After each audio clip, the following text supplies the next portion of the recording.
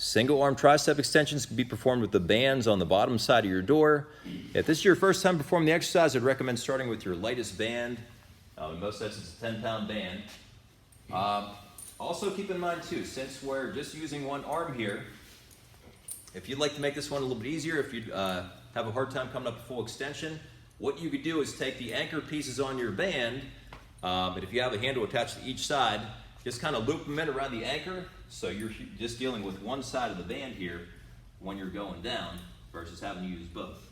So it would look more like this when you're going out, so we just have a single side attachment versus if you're using two sides, it's going to be a little bit more challenging to manage. So we could always either go like this, okay, both sides of the band anchored.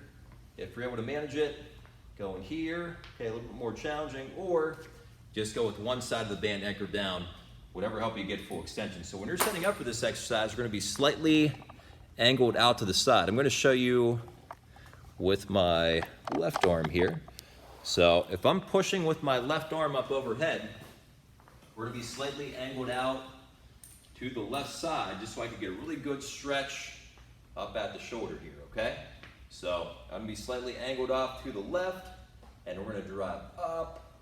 You could use your right arm too to help anchor your elbow as you're pressing up overhead, because this gives you a nice stretch along the shoulders and triceps when you're pressing up. And the goal is to, you notice my wrist is almost touching the top of my shoulder at the bottom. The goal is to get as much elbow bend on this arm as you can and be able to fully extend at the top, okay? So just make sure you come to full extension.